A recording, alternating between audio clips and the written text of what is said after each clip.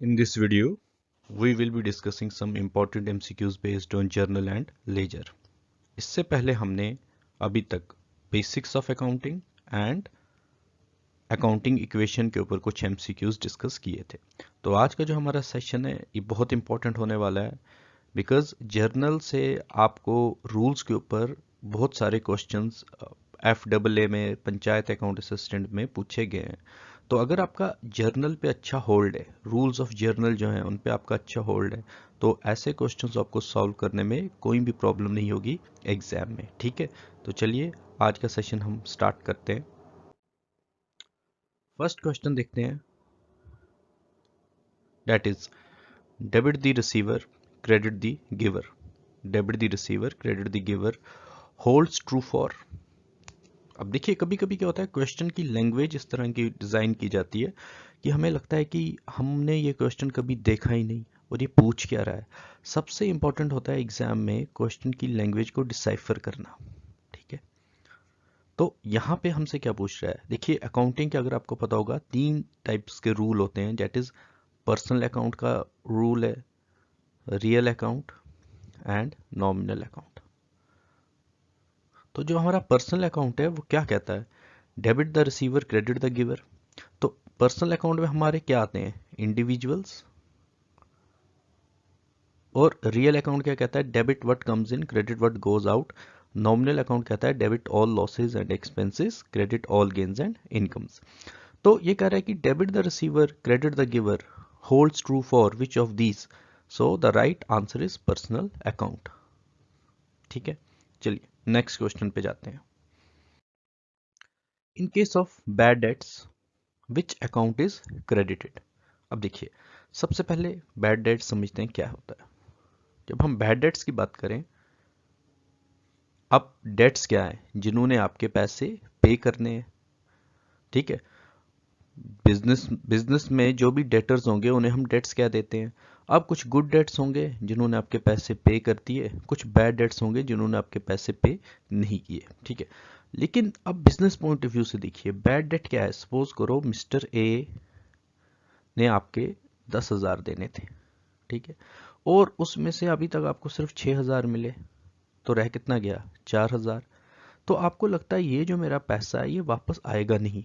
ठीक है, अब देखिए बिजनेस में आपका जो लगा हुआ पैसा, लोगों को जो आपने उधार दिया वो वापस नहीं आ रहा, तो एक हिसाब का आपके लिए ये क्या है, लॉस है। लॉस ही है ना। तो देखो अकाउंटिंग क्या कहती है, debit all losses and expenses. So first of all bad debts की जब हम बात करेंगे, इसमें हम डील करते हैं अंडर नॉमिनल अकाउंट। तो नॉमिनल अकाउंट क्या कहता है, debit all losses and expenses. Losses को हम डेबिट करते हैं। तो यहाँ पे जो हमारा बैड डेट है, ठीक है, वो एक लॉस है, तो बैड डेट हमारा क्या हो जाएगा, डेबिट होगा ना। Debit all losses and expenses. ठीक है, तो ये पूछ रहा है कि किस अकाउंट को हम क्रेडिट करेंगे। तो ऑप्शन में बैड डेट को हम कैसे क्रेडिट करेंगे, इसे तो डेबिट करेंगे। सेकंड ऑप्शन देखिए, क्रेडिटर्स अकाउंट। बैड डेट्स कहाँ पे होंगे, डेटर्स के केस में, क्रेडिटर्स के केस में नहीं होंगे। ठीक है, अब लास्ट ऑप्शन है डेटर्स अकाउंट। अब क्रेडिट किसे कर रहे हैं, ठीक है, ये ध्यान रख लो। इसका जर्नल एंट्री होती है bad debt account debit to debtors account credit the giver. आपको ये नुकसान दे कौन रहा है, डेटर्स दे रहे हैं ना, बट नुकसान का नाम क्या है, bad debts. Bad debt is a loss. ठीक है, so the right answer is option C, debtors account. Question number 3, if wages are paid for the construction of business premises. आप अपनी फैक्ट्री वगैरह कहीं पे कुछ बना रहे हो, कह रहे हैं कि dash account is credited and dash account is debited. देखो अब जो वेजेस हैं आपकी, ठीक है, वेजेस क्या है, एक्सपेंसेस है ना। वेजेस आपकी क्या है, एक्सपेंसेस है। तो जब आप वेजेस पे करते हो तो हम रूल क्या लगाएंगे, debit all losses and expenses. Expenses, ठीक है, फर्स्ट ये हो गया वेजेस। फिर आप कहोगे कि वेजेस लेकिन आप पे किस में करोगे। देखो अब जब वेजेस आपने पे की तो इस क्वेश्चन के अकॉर्डिंग देखो देखो हमेशा एक बात मेरी याद रखना, जब भी आप कोई क्वेश्चन सॉल्व करो प्लीज़ आप ऑप्शंस को ज़रूर देखो, ऑप्शंस किस कंटेक्स्ट में है। ठीक है, तो ये ज़रूरी नहीं है कि जो आपने हार्ड एंड फास्ट कुछ रूल रटा होगा वही हर जगह आप फिट करो। So you have to be flexible, question में ऑप्शंस को ज़रूर देखा करो। तो वो आपसे कह रहा है कि विच अकाउंट इज क्रेडिटेड। अब चलो आप कहोगे कि वेजेस को क्रेडिट करो, चलो ठीक है वेजेस को आपने क्रेडिट किया, तो कैश को कैसे डेबिट करोगे? लॉजिकली सोचो। अब मुझे पता है कुछ होता है, सबके अपने डाउट्स होते हैं, कुछ लोग पूछेंगे कि ये अकाउंट को डेबिट होना था, बट क्वेश्चन का कंटेक्स्ट समझो। यहाँ पे जो आपसे पूछ रहा है ना, जो आपको यहाँ सर्कमस्टेंसेस दिए हैं उसके अकॉर्डिंग आंसर करना है आपने। तो अगर आप क्रेडिट करोगे वेजेस को, डेबिट कैश को करोगे। ठीक है, आप क्रेडिट प्रीमाइसेस को करोगे और डेबिट कैश को करोगे। आपके पास कैश आ थोड़े रहा है, आपसे कैश जा रहा है ना। फिर आप कहोगे कि वेजेस को हमने क्रेडिट किया और कैश को, अरे वेजेस किसी को पे करोगे ना। ठीक है, ऑप्शन ए भी आपका सही नहीं होगा, लेकिन राइट आंसर इज आपका, सॉरी, यहां पे आपका जो right answer is option D. ठीक है, आप क्या करोगे, कैश पे कर रहे हो ना आप, लेकिन खर्चा किस पे कर रहे हो, प्रीमाइसेस पे।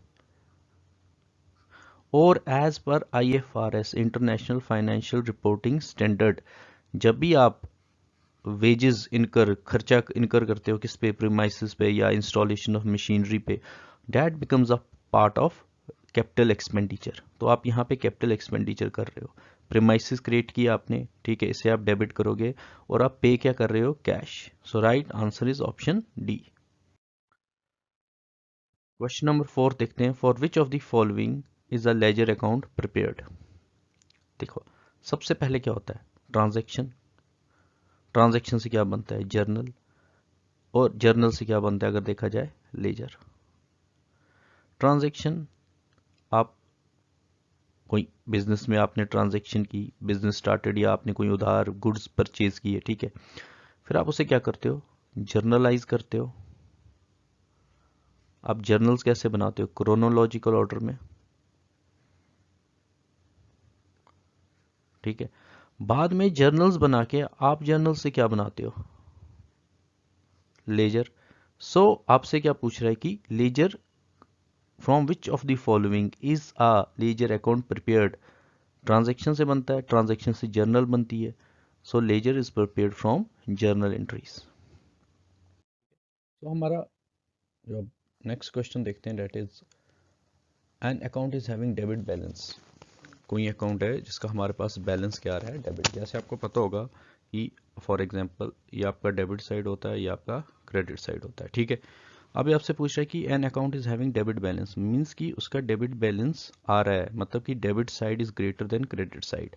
तो ये पूछ रहा है कि ऐसा कब होगा। देखो ऑब्वियस सी बात है, जब डेबिट साइड का जो बैलेंस है वो ग्रेटर होगा किससे, क्रेडिट साइड से, तभी हम कहेंगे कि अकाउंट का क्या है, डेबिट बैलेंस। लेकिन चलिए ऑप्शंस के अकॉर्डिंग देखते हैं क्या पूछ रहा है। कह रहा है कि the last entry of the accounting period was posted on the debit side, irrelevant statement. Option B कह रहा है दी अमाउंट। अब देखो कीवर्ड्स पे ध्यान दो, अमाउंट, यहाँ पे कह रहा है कि देयर आर मोर एंट्रीज।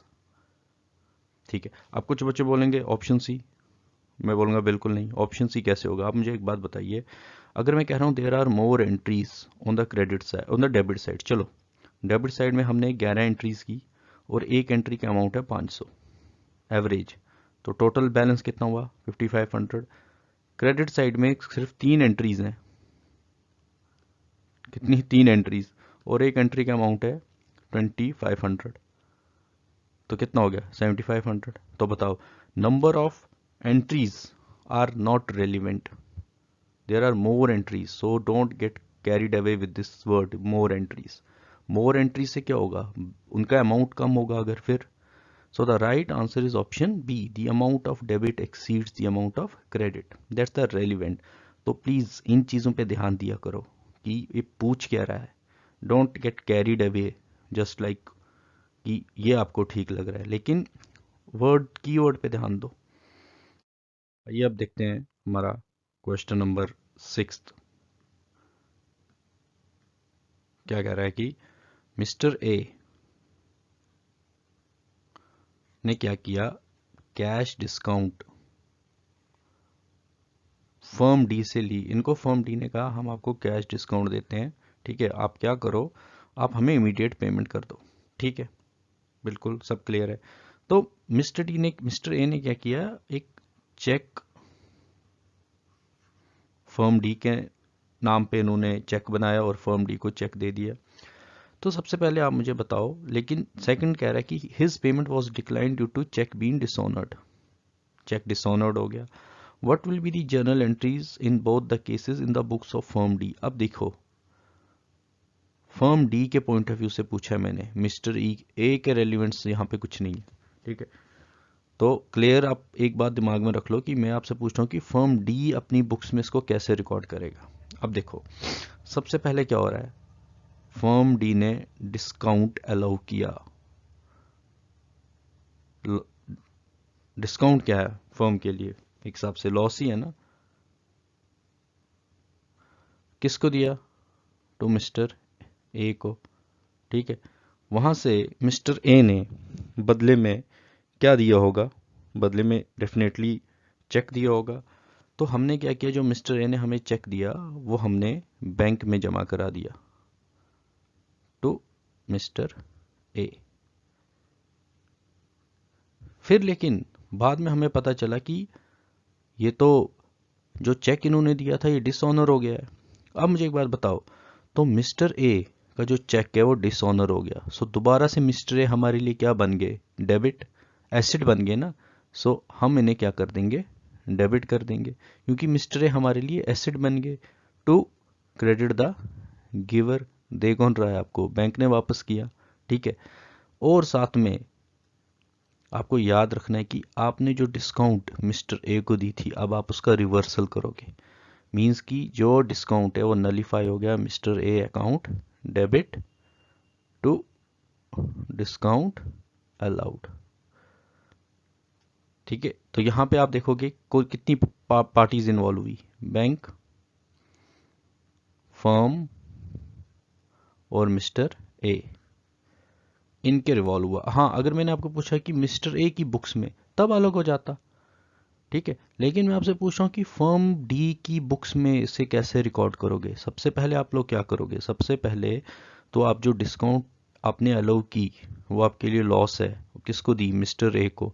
बाद में जब चेक डिसऑनर हुआ तो इस डिस्काउंट को हम करते हैं रिवर्सल, तो ये आपका रिवर्सल एंट्री हो गई। ठीक है, जब आपने चेक लिया तो आपने बैंक में पैसे जमा कराए। ठीक है, तो ये आपका सिनेरियो है। ठीक है,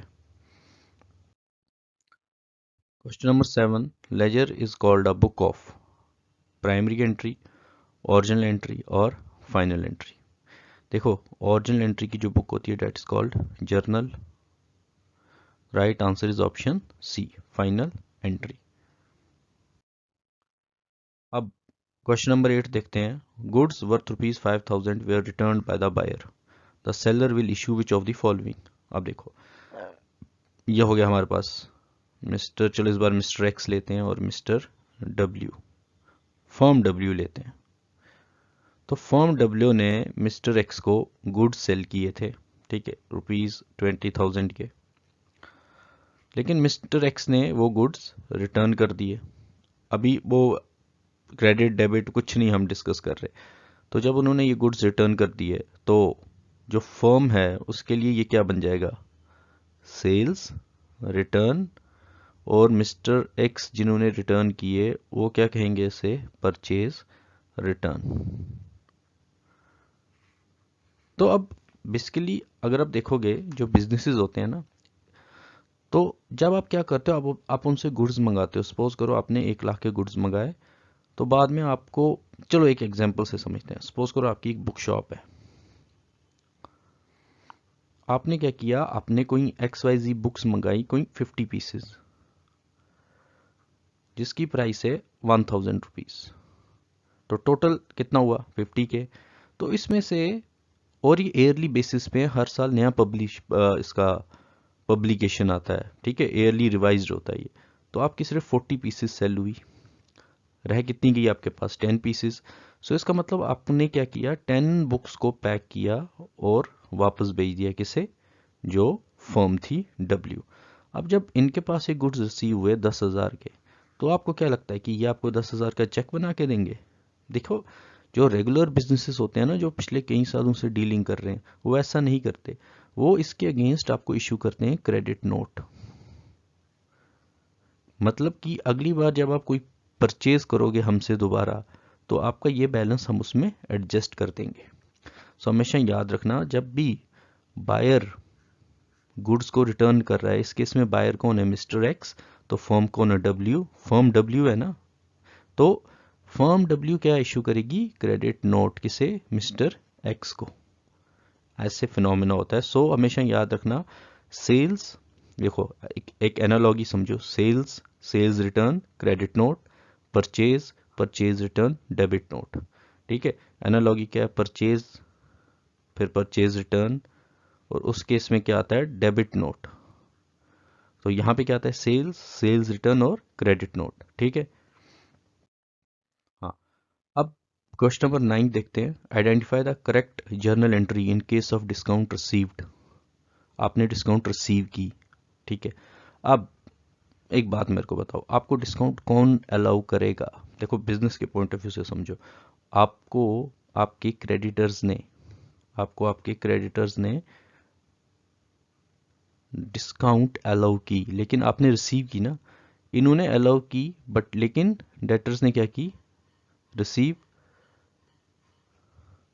ठीक है, अब वो आपसे कह रहा है कि identify the correct journal entry in case of discount received. अब मुझे एक बात बताओ, अब जब आपको डिस्काउंट रिसीव होगी, डिस्काउंट रिसीव आपके लिए क्या है, सबसे पहले बात याद रखना, इनकम है। तो credit all gains and income, तो ये तो तीनों इसमें हम ठीक बता रहे हैं। यहाँ पर भी ठीक है, यहाँ पर भी ठीक है। ठीक है, वेरी गुड, एक्सीलेंट। फिर आप मुझे एक बात बताओ, जब आपको डिस्काउंट रिसीव होगी तो आपने पेमेंट की होगी, बिल्कुल पेमेंट की होगी ना। आपने कुछ कैश पे किया होगा 10,000 का, लेकिन टोटल आपका बैलेंस था सपोज करो 12,000। तो आपको जो 2,000 डिस्काउंट मिली, इसके बदले में आपने 10,000 कैश पे किया। जब आपने कैश पे किया, तो एंट्री क्या होती है, debit what comes in, credit what goes out. तो यहाँ पे रियल अकाउंट आता है। तो मेरे को एक बात तो समझ आ गई कि जो कैश अकाउंट है, ये डेबिट में तो आएगा नहीं, जैसे यहाँ पे है, ये क्रेडिट में आएगा। ठीक है, यहाँ तक भी ये ठीक है। लेकिन मुझे एक बात बताओ, डेबिट द रिसीवर, अब ये वाला रूल आप फॉलो करो। आपने किसी को पेमेंट की ना, आपने ये 10,000 किसी को पे किए, ठीक है। तो आपने जब ये पेमेंट की होगी, ठीक है, तो उस केस में आप क्या करोगे? ठीक, आप उस केस में क्या करोगे? देखो, क्रेडिटर्स का आपका जो बैलेंस था 12,000, वो तो 12,000 से ही कम होगा ना। तो यहाँ पे अगर 12,000 से ही कम होगा, लेकिन कैश आपका कितना गया, 10,000, डिस्काउंट रिसीव्ड कितना है, 2,000। राइट आंसर क्या होगा, ऑप्शन सी। देखो, डेटर्स तो जब आपको डिस्काउंट अगर आप यहाँ पे होता है डिस्काउंट अलाउड, तब आपके डेटर्स आते डेबिट में। लेकिन डिस्काउंट रिसीव्ड है, ये तो पहले ही गलत हुआ। अब अगर मेरे को कुछ नहीं आता एग्जाम में, मेरे को रूल्स पता ही नहीं है, ठीक है, लेकिन मुझे इतना पता है मेरे को डिस्काउंट रिसीव हुई है, ठीक है। अब जब मेरे को डिस्काउंट रिसीव हुई है, वो मेरे लिए इनकम है फर्स्ट ऑफ ऑल। अगर वो मेरे लिए इनकम है, तो नेचुरल सी बात है, क्रेडिटर्स ने मेरे को डिस्काउंट दी होगी ना, तो मैं डेबिट किससे करूंगा, क्रेडिटर्स को करूंगा। सेकंड, कैश मेरा जाएगा कि आएगा, कैश जाएगा। तो right answer is option C. अब which of the following journal entry is correct when goods are given as charity or goods donated? देखो, तो ये सेल्स थोड़ी हुई, जो आप चैरिटी करते हो इसे आप सेल्स नहीं कह सकते ना। ठीक है, अब purchases account is the right answer, option A. Question 11 देखते हैं। Dash is a brief explanation of the transaction with necessary details. Journal entry है ना, जब हम जर्नल बनाते हैं, सपोज करो हमारे पास कैश आया, कैश अकाउंट डेबिट किसी ने दिया टू एक्स अकाउंट, या हमारा क्रेडिट डेटर है, हमने क्या लिखते हैं, been cash received from X. ठीक है, अब ये इसे हम क्या कहते हैं अकाउंटिंग में, इसे हम नरेशन कहते हैं। तो वही तो कह रहा है, brief explanation of the transaction with necessary details, इसे हम क्या कहते हैं, नरेशन। फिर कह रहा है कि if a business pays insurance by cheque of ₹2500, which of the following account will be debited. अब इंश्योरेंस, अपने इंश्योरेंस पे किया, insurance first of all is an expense, nominal account क्या कहता है, debit all losses and expenses. ठीक है, और लेकिन आपने पे किससे किया, बैंक से चेक के थ्रू किया ना, तो बट हमारा यहाँ पे फोकस किस पे है, डेबिट किसको करोगे आप, when insurance is an expense debit all losses and expense, so the right answer is option A. Then question 13 देखते हैं, rebate is usually allowed for, किससे दोगे रिबेट। मैंने आपको लास्ट वीडियो में भी रिबेट का कंसेप्ट समझाया था, और ट्रेड डिस्काउंट भी समझाई थी, और मैंने आपको कैश डिस्काउंट भी समझाई थी। सो आई थिंक आप इसका आंसर बहुत इजीली कर सकते हो, डेट इज ऑप्शन सी। अब यहाँ पे देखो क्या कह रहा है, what will be the journal entry if salary of ₹5000 is outstanding. आपने अपने एम्प्लॉयज़ को, कोई आपका एम्प्लॉय है, उसने उसको आपने 5000 की जो अभी सैलरी है वो पे की नहीं। ठीक है, अब देखो एक बात हमेशा याद रखना, जो भी आउटस्टैंडिंग एक्सपेंसेस होते हैं, आउटस्टैंडिंग एक्सपेंसेस वो क्या है, लाइबिलिटीज़ है ना। सो लाइबिलिटीज़ हम बैलेंस शीट में क्रेडिट साइड में दिखाते हैं। तो एज पर रूल जो एसेट्स हैं वो डेबिट होते हैं, लाइबिलिटीज़ क्रेडिट होती हैं। सो इतना तो मेरे को पता है कि आउटस्टैंडिंग सैलरी जो है वो क्रेडिट होगी। अगर मैं ऑप्शंस के साथ जाऊं, ठीक है, हाँ यहाँ पे डेबिट कैसे आप करोगे, देखो नेचुरल सी बात है, देखो अब सैलरी क्यों डेबिट है, salary is expense, salary account debit, तो outstanding liability is, outstanding salary is liability, so that's why it has a credit balance, option B. Question 15, how is interest on capital treated in journal. आप मुझे एक बात बताओ, जब आप, interest on capital का क्या मतलब है, बिजनेसमैन ने अपना पैसा अगर बिजनेस में इन्वेस्ट किया, वो उस पर इंटरेस्ट लेता है ना,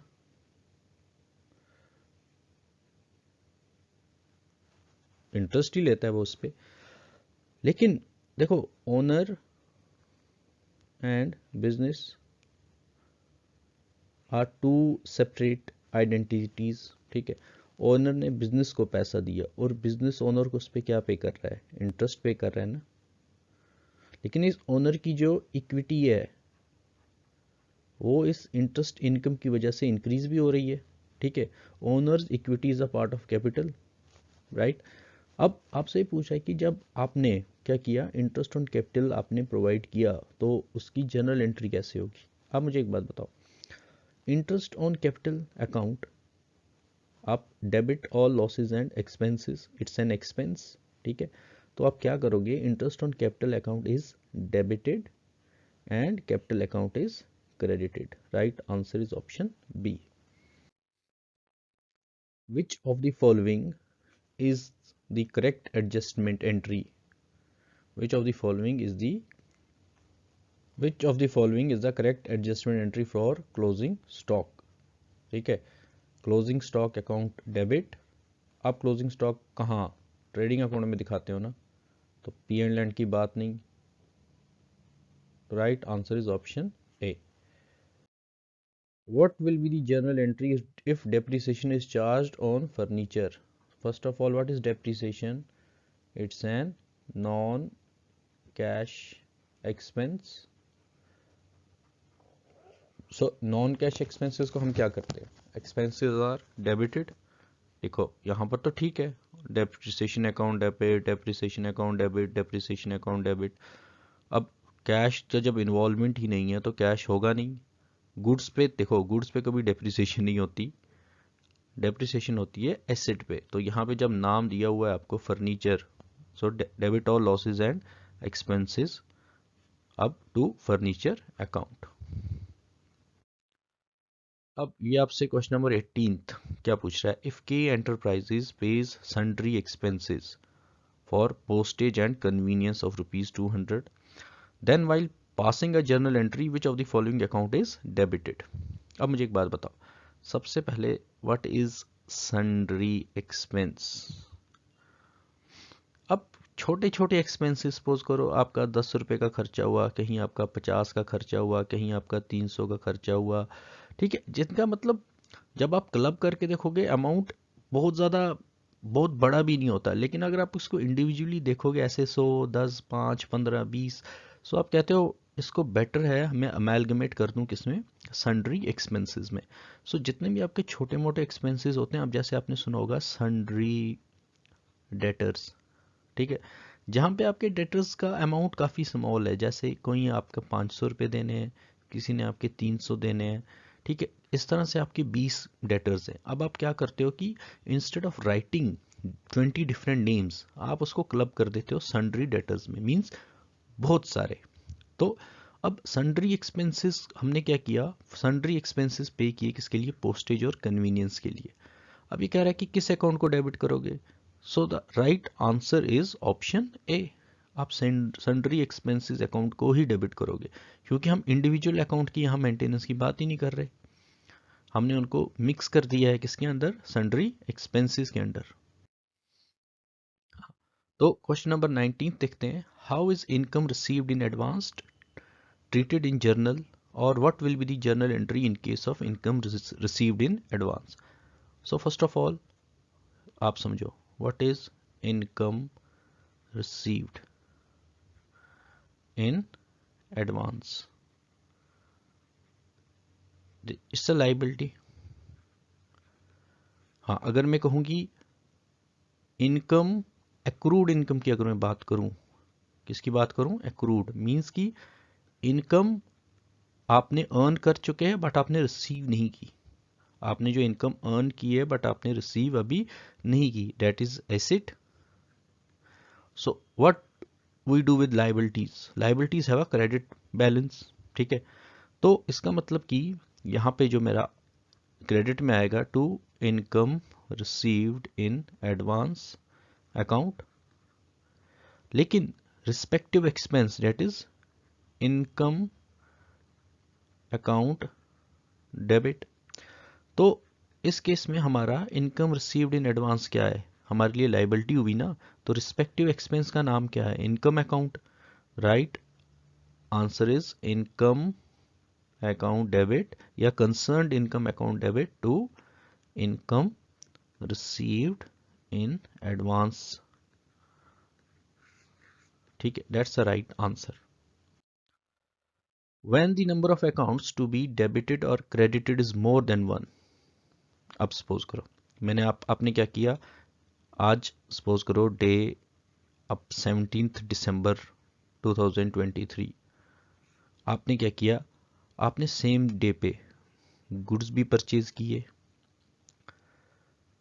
क्रेडिट पे और कैश पे, और आपकी किस्मत अच्छी थी उस दिन आपको डेटर्स ने भी कुछ पेमेंट की, डेटर्स कैश पेड, ठीक है, और उस दिन आपने फर्नीचर भी परचेज किया सेम डे, ठीक है, तो हम इंस्टेड अब देखो ये मल्टीपल एंट्रीज होगी ना, अब आप जब डे हम जर्नल्स को क्रोनोलॉजिकल ऑर्डर में मेंटेन करते हैं, जब आप दिसंबर 17 की जर्नल एंट्रीज बनाओगे तो आप देखोगे आपके डेबिट नॉर्मल से काफ़ी ज़्यादा होंगे और क्रेडिट भी आपके काफ़ी ज़्यादा होंगे। सो मल्टीपल एंट्रीज को जब हम इकट्ठे जर्नल में डिनोट करते हैं, so they are known as compound entries.